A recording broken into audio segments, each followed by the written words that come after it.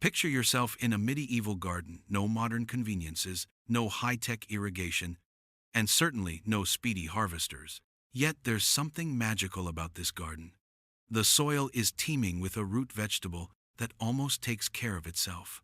That's skirret, an ancient root vegetable that was once beloved by royalty, but has since vanished from most modern plates.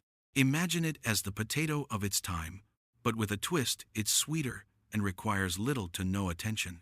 Back in the day, medieval farmers relied on crops that were low maintenance and could withstand harsh winters. Skirret was one of those treasures.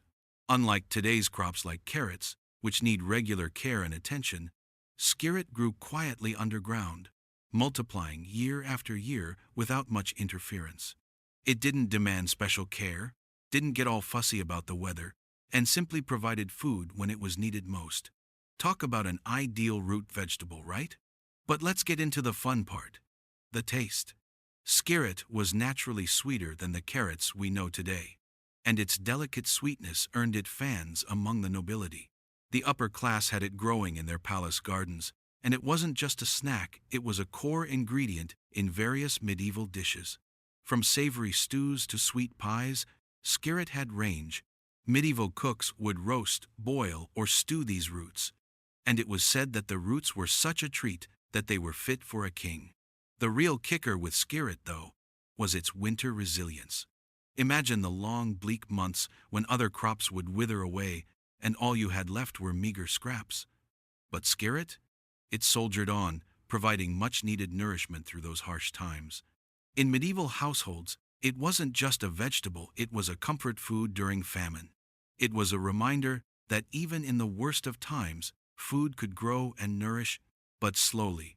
With the rise of new farming practices and the introduction of faster-growing crops, skirret faded away.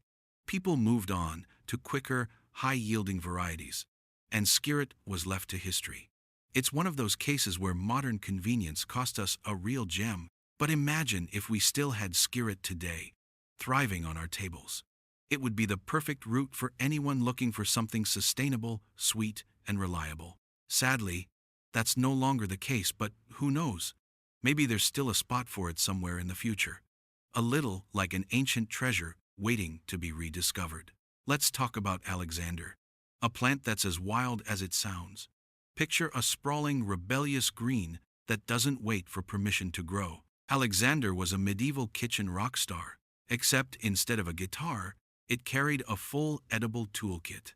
Every single part of this plant, roots, stems, flowers, seeds, was edible. You could eat the young shoots like celery, sprinkle the flowers in your salad, and grind the seeds to use as a pepper substitute. It was like having an all-in-one grocery store growing freely along your roadside. And the best part? You didn't even need to plant it. It grew wild in the most unlikely places. Coastal cliffs, roadsides, fields. It was like the weed you didn't mind showing up uninvited. Medieval farmers didn't need to sow Alexander. It just showed up, free of charge, ready to lend a helping hand in the kitchen.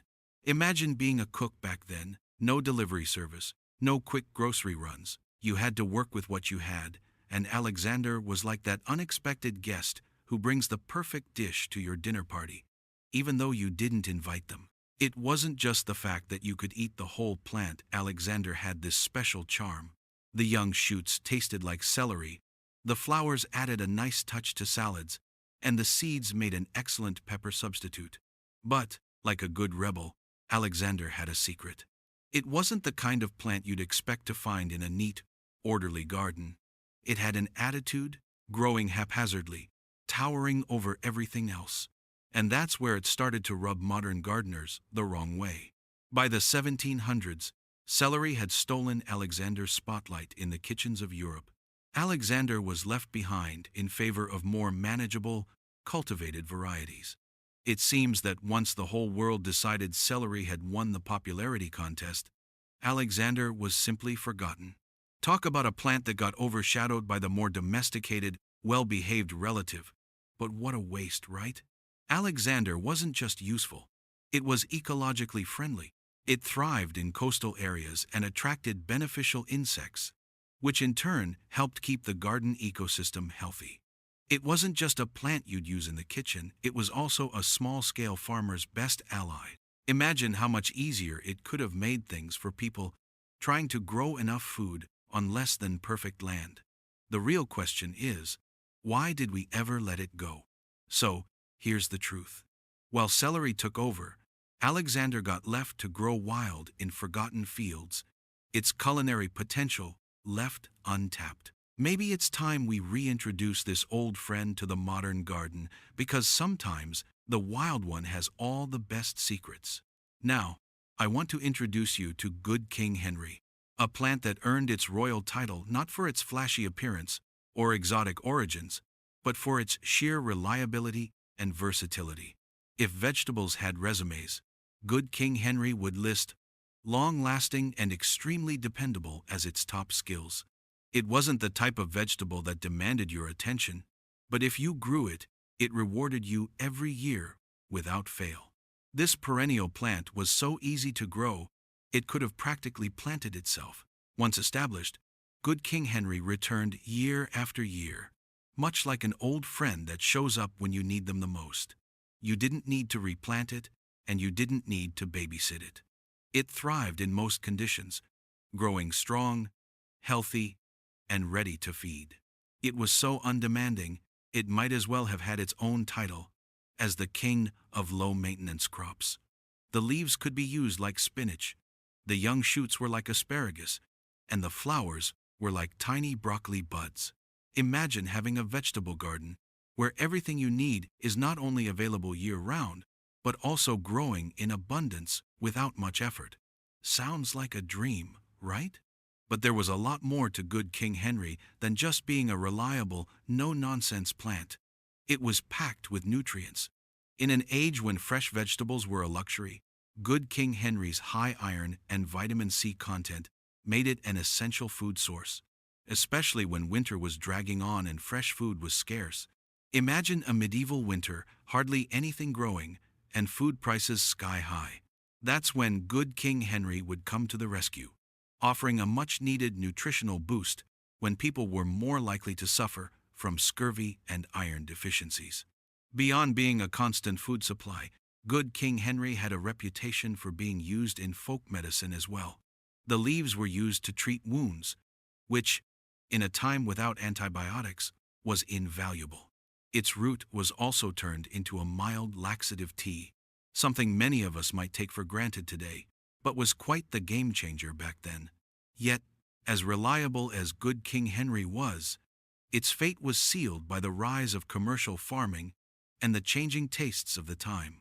As farming became more industrialized, the focus shifted to crops that were easier to harvest and more marketable, leaving behind humble plants like Good King Henry. Its many uses didn't keep it on the front lines of agriculture. It faded into the background as faster-growing, higher-yield crops like spinach and asparagus took center stage. You could say Good King Henry got the short end of the stick. It wasn't flashy. It didn't have the dramatic appeal of other vegetables. But if you really look at it, you realize that Good King Henry was the unsung hero of medieval agriculture. It might not have had the same fanfare as other vegetables, but it did its job consistently and efficiently. Its practicality is something modern agriculture has sadly overlooked. And here's the thing. Good King Henry wasn't just about survival. It was also about making the most of what nature gave you. The plant's adaptability and nutritional profile made it one of the most resourceful crops of its time. In today's world, we're often focused on growing the biggest, the fastest, or the most commercially successful crops. But plants like Good King Henry remind us that sometimes the quiet ones are the most important. Imagine bringing it back into our modern kitchens. It could easily become the perennial go-to plant in our backyards, perfect for anyone looking for sustainable, low-maintenance, and nutritious crops. With its many uses and nutritional benefits, Good King Henry is not only a piece of medieval history, but could very well be part of a future food revolution. So, let's talk about this for a second.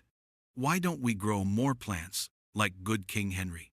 Plants that don't need pampering, but just provide. Wouldn't it be nice to have a garden that could feed you year after year with minimal effort? Maybe it's time to start treating these forgotten vegetables with the respect they deserve, to bring them back into the fold. A garden filled with reliable, multifunctional plants sounds like the kind of thing we could all get behind. Let's turn our attention to a vegetable that might sound a little peculiar, but is one of the hidden gems of medieval kitchens: salsify. Often called the oyster plant, salsify is one of those vegetables that has a story to tell, but you probably haven't heard it. It doesn't get the same attention as modern vegetables, but it's one you might want to look into, especially if you're a fan of seafood but can't get enough of those plant-based options. Imagine a root vegetable that tastes like oysters when cooked. I know what you're thinking. How is that even possible? But that's exactly what made salsify so beloved in the Middle Ages. Salsify's popularity began in a very specific time of year: Lent. For medieval Christians, Lent was a period of fasting, which meant giving up meat and fish. But here's the problem: people still needed protein and flavor, right? Enter salsify, a root that, when cooked, actually resembled the taste of oysters. It became a popular substitute during Lent, offering a gourmet alternative to the more conventional meat substitutes. It had this perfect, briny taste that made it feel like you were indulging in seafood, even though you weren't supposed to be eating it. So, monasteries and religious households would plant it to ensure they had this handy substitute when the time came to follow dietary restrictions. But salsify wasn't just for religious purposes. This plant was also incredibly practical. Salsify has a long, thin root, which was easy to store over the winter. Unlike modern vegetables that spoil quickly, salsify could stay in the ground or be stored for months in cool cellars, remaining fresh even through the coldest of months. It was the kind of vegetable that thrived when other fresh foods were long gone. This reliability in winter made salsify an important part of the medieval diet, especially in areas where the cold seasons made fresh vegetables scarce. The root, with its thin, dark skin and long shape, didn't win any beauty contests, but it had the kind of taste that made people forget about its appearance. Once prepared, salsify could be eaten in a variety of ways: boiled, roasted, or added to soups and stews. Some even used it in pies, adding a surprising yet delightful twist to the traditional recipe. It wasn't just a substitute, it was a culinary hero in its own right. But despite its great qualities, salsify didn't make it into modern agriculture. As farming practices modernized, people began to favor crops that grew faster, were larger, and had a more commercially appealing appearance. Salsify didn't fit into that mold. It was slower to grow and wasn't as visually appealing as other root vegetables. Over time, it faded from gardens and kitchens, becoming just another forgotten vegetable of the past. Imagine if we brought salsify back today. The potential is huge. It's a plant that's not only versatile and nutritious, but also self-sustaining. We could grow it in the cooler months, and its long shelf life would mean it could provide a fresh, nutritious food source throughout the winter. What's more, salsify's oyster-like taste could become a new favorite for those who enjoy plant-based seafood alternatives. It could easily be a part of the modern farm-to-table movement: sustainable, unique, and incredibly useful. But alas, as with so many other vegetables, salsify got swept aside in the rush to embrace faster-growing, higher-yield crops. Still, as we continue to rediscover forgotten foods, salsify is one that deserves a second chance, one that could help us bring more flavor, versatility, and resilience to our tables. Let's slow things down a bit and talk about something that really requires you to take a step back and be patient. I'm talking about the medlar, a fruit that wasn't just eaten, it was earned.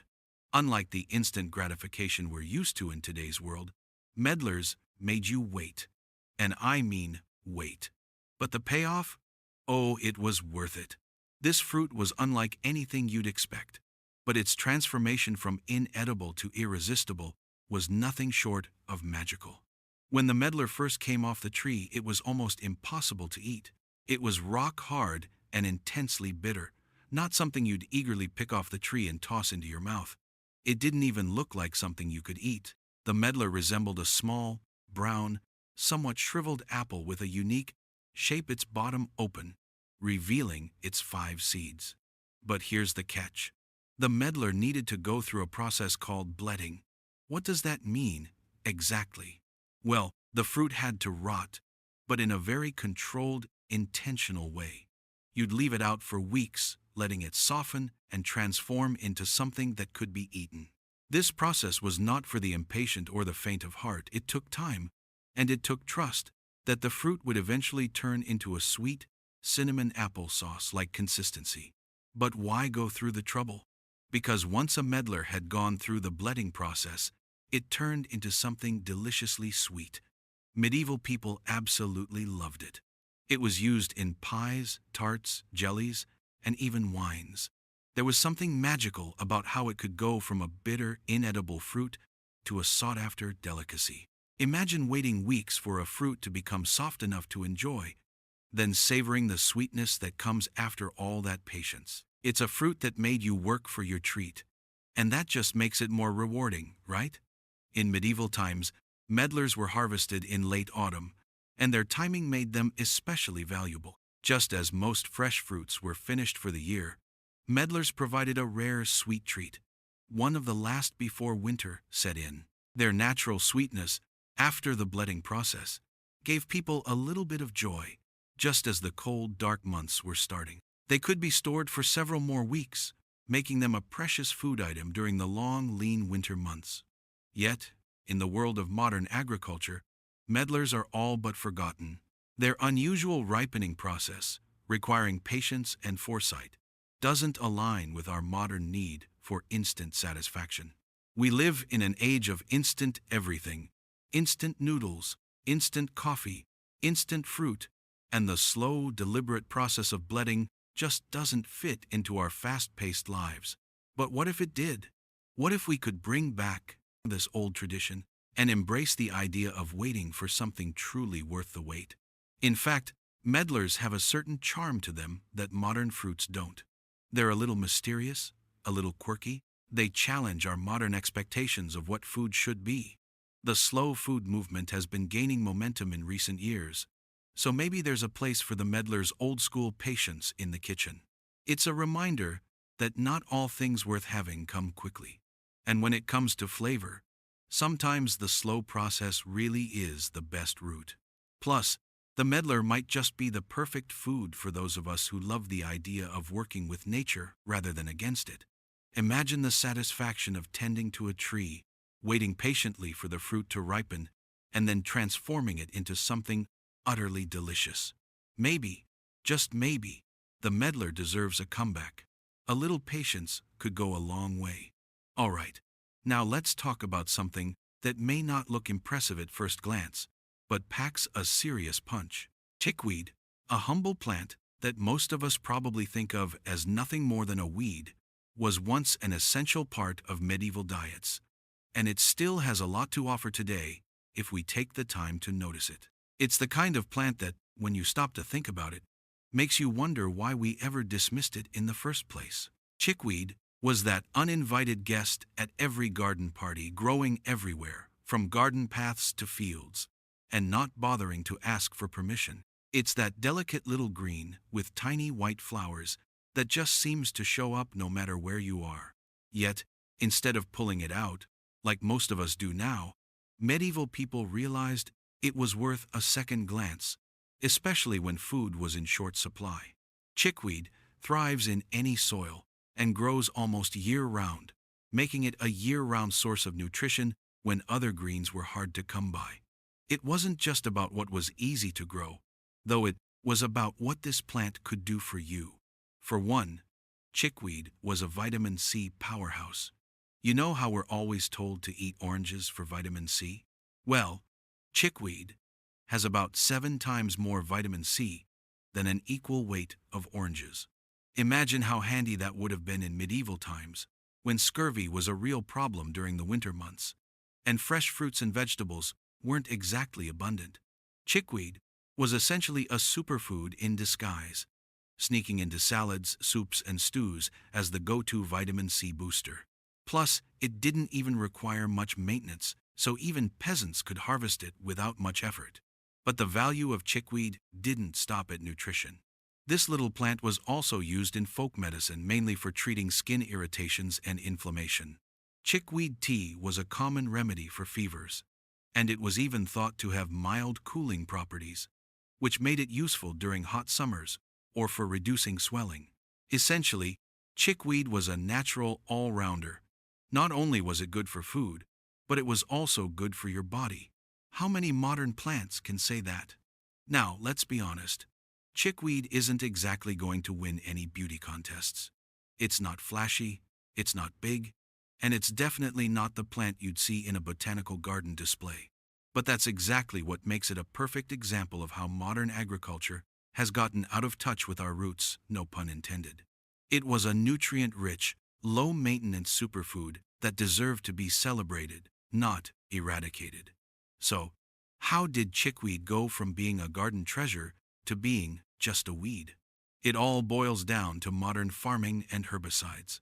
Chickweed, being a wild plant, doesn't fit neatly into the commercial model of farming where consistency and control are king. But here's the thing. Wild plants like chickweed have been part of human agriculture for centuries, offering us more than just food. They offer resilience, sustainability, and free nutrition. And in a world that's increasingly obsessed with convenience and uniformity, perhaps we should reconsider these wild, nutrient-packed plants. We've lost so much by overlooking plants like chickweed. In fact, I'd argue it's time we gave this tiny, persistent green a second chance. Imagine the savings. Imagine the flavors. Chickweed can be the weed we all need to rethink how we approach our food sources. Sure, it might be awkward to bring it into your fancy salad, but it's also packed with more vitamin C than your orange juice. So maybe we should let it have a seat at the table again. Now let's dive into a couple of plants that were once staple ingredients in the medieval kitchen, but have long since disappeared from modern gardens: scorsonera and Welsh onions. These vegetables were far from ordinary, offering flavors and benefits that were essential in an age without refrigeration and modern conveniences. Yet, like so many other heirloom plants, they've been overshadowed by more commercially popular crops and are barely even a footnote in most gardening books today. Let's start with scorzonera, a root vegetable with a striking black skin that might make you think twice before picking it up, but trust me, it was worth it. Inside, scorzonera's flesh is a pale, creamy white, and its taste is often described as a milder, sweeter version of asparagus, with subtle hints of nuts. It's the kind of vegetable you'd never guess could pack such a punch in terms of flavor and versatility. Medieval cooks prized scorzonera for its long shelf life.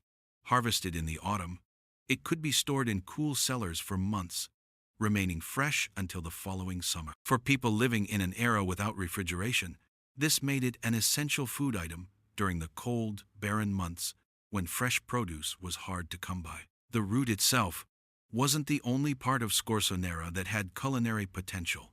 The plant's long shelf life, combined with its sweet, nutty flavor, made it perfect for soups, stews, and even pies. In fact, it was often confused with salsify, another root vegetable, and although they share similar flavor profiles, scorzonera was considered more versatile and nutritious. What's even more interesting is the medicinal uses of scorzonera. Medieval doctors recommended it for blood purification and to soothe stomach ailments. Its roots were often used in various herbal remedies, making it not only a reliable food source, but also a medicinal plant. But as with many vegetables of its time, scorzonera fell out of favor as modern farming methods began to prioritize faster-growing, more commercially viable crops. Over time, scorzonera's long growing cycle and relatively modest yield compared to other crops led to its decline. Today, most people have never heard of it, but it still deserves a place in our kitchens. Scorzonera is one of those rare plants that balances flavor, nutrition, and functionality in a way that modern vegetables rarely do. Next up, we have Welsh onions, which, despite their misleading name, are neither from Wales nor true onions. This plant actually originated in East Asia, but it became so popular in medieval Europe that it's been a fixture in gardens for centuries. The Welsh onion is a perennial, meaning once it's planted, it keeps coming back year after year, providing a reliable source of green onions without needing to be replanted. It's one of those plants that just keeps giving, year after year, which is why medieval gardeners loved it so much. Welsh onions are extremely hardy, able to withstand even the harshest winters, making them an essential source of fresh, green produce when other vegetables had long died off. The hollow green shoots of the Welsh onion were used in everything from soups and stews to salads, offering a crisp, savory flavor that was perfect for brightening up otherwise bland winter meals. Their versatility made them a kitchen staple, and their long-lasting nature meant that they were valued both for their culinary uses and their cost-effectiveness. One plant could feed a family for up to 10 years with the proper care. But, despite their practicality, Welsh onions fell out of favor with the rise of larger onion varieties and the shift toward crops that yielded larger, more consistent harvests. They were overlooked in favor of onions with bigger bulbs, and today, most people aren't even aware that these little greens were once a reliable, sustainable food source. Here's the kicker. Welsh onions aren't just a piece of medieval history. They're a plant that could easily make a comeback. In a world that's growing more interested in sustainable, low-maintenance gardening, Welsh onions are an ideal candidate for any modern garden. They provide a steady supply of fresh greens without demanding a lot of care, and they're hardy enough to survive winter, making them a perfect addition to any self-sufficient garden. Scorzonera and Welsh onions remind us of something we've lost in the quest for bigger, faster, and easier crop sustainability. These vegetables thrived in an age where food security was always uncertain, and they made up for their modest appearances with reliability, versatility, and a little bit of magic in the kitchen. If we could bring them back into the fold, they'd not only enrich our diets, but also teach us a little bit about gardening and food production the old-fashioned way. Now, let's finish up with a trio of often overlooked plants that, once upon a time, were staples in the medieval diet and could easily be resurrected today. These are the kinds of vegetables that people would have used in every meal, from soups to salads, and yet they've been lost to modern agriculture. The funny thing is, they were super nutritious, incredibly resilient, and versatile in the kitchen. If these plants were royalty, they'd be crowned unsung heroes of the garden. Let's begin with fat hen. You've probably never heard of it, but back in the medieval period, this wild plant was a common sight in fields, gardens, and even waste places. What makes fat hen so special? For one, it's packed with nutrition. This plant contains more protein than cabbage, more iron than spinach, and more calcium than kale. Fat hen was what we would now call a superfood. But medieval people didn't need trendy terms. They just knew it was a lifesaver, especially during food shortages or times of famine. It wasn't planted by farmers, it just showed up on its own. Think of it as the plant that you didn't have to try too hard for, which is probably why medieval peasants didn't mind it growing wherever it wanted. Fat hen was harvested for both its leaves and seeds. The leaves could be boiled like spinach, added to salads, or thrown into stews, while the seeds were ground into flour during tough times when grain was hard to come by. It's a perfect example of nature providing for you without asking for anything in return. And yet, as modern farming practices grew, fat hen's wild nature didn't fit into the highly controlled, monocultural systems we use today. It became a weed, a nuisance to gardeners. But when you look at its nutritional profile, you realize we've lost something valuable. What's the point of cultivating crops that require lots of water, fertilizer, and attention when something like fat hen can thrive in neglected corners of the garden and provide so much? Next up is lovage, which was essentially medieval Europe's answer to supercharged celery. Roman soldiers brought lovage to Europe, and by medieval times it was as much a part of monastery gardens as rosemary or thyme. But don't let its celery-like appearance fool you. Lovage was much more powerful, both in flavor and in its benefits. The plant's leaves were strong enough to flavor an entire pot of soup, and its roots could be boiled and eaten like parsnips. People used lovage in everything from salads to breads, and even the seeds were crushed to sprinkle over dishes. But it wasn't just about taste. Lovage was also prized for its medicinal properties. It was known to help with digestion, reduce bloating, and even act as a mild diuretic. It was versatile, medicinal, and, best of all, hardy. It could survive through cold winters, coming back year after year without much fuss. However, like many herbs and vegetables, lovage eventually faded into the background, thanks in part to the introduction of newer, more exotic herbs and spices. It couldn't compete with the basil, thyme, and sage that started popping up in European kitchens as international trade expanded. Over time, lovage was relegated to the sidelines, a casualty of the culinary revolution that focused more on exotic spices and less on the reliability of herbs that could be grown in any garden. But honestly, what lovage offers, a plant that survives years of tough winters and offers flavor and medicinal benefits, deserves a place in our gardens today. It's still the unsung hero of many old recipes and could easily play a starring role in modern cooking. And then, there are turnip greens, which might seem like a simple vegetable, but these leafy greens were so much more than just garnish. Medieval farmers didn't just harvest the root of the turnip, they also treasured the greens, which are packed with 4 times more calcium, 3 times more vitamin A, and twice as much protein as the turnip root itself. But here's the problem. Turnip roots became the star of the show, and the greens were largely forgotten. This oversight is baffling, because turnip greens are not only nutritionally superior to the roots, but they're also perfect for adding a little peppery bite to soups, salads, or stews. Turnip greens were harvested throughout the growing season, and they could be added to winter dishes, keeping the meal fresh and flavorful during the coldest months.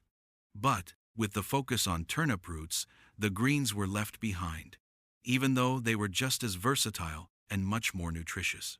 So much for the idea of using every part of the plant, right? The truth is, turnip greens should have their moment. They deserve a comeback not just because they taste great, but because they provide essential nutrients that we could all use a little more of, especially during the winter months when fresh greens are hard to come by. In a world that's increasingly about sustainability and eating locally, it's time we rediscover the value of these forgotten vegetables. Fat hen, lovage, and turnip greens didn't need modern agriculture to survive. They thrived on their own, offering us nourishment, flavor, and even medicine without the need for chemical fertilizers or fancy growing methods. Bringing these plants back into our gardens could be the next step in creating a more resilient, sustainable food system that reconnects us to the foods our ancestors relied on. After all, sometimes the best vegetables are the ones that don't require you to go overboard. They just grow, give, and keep giving.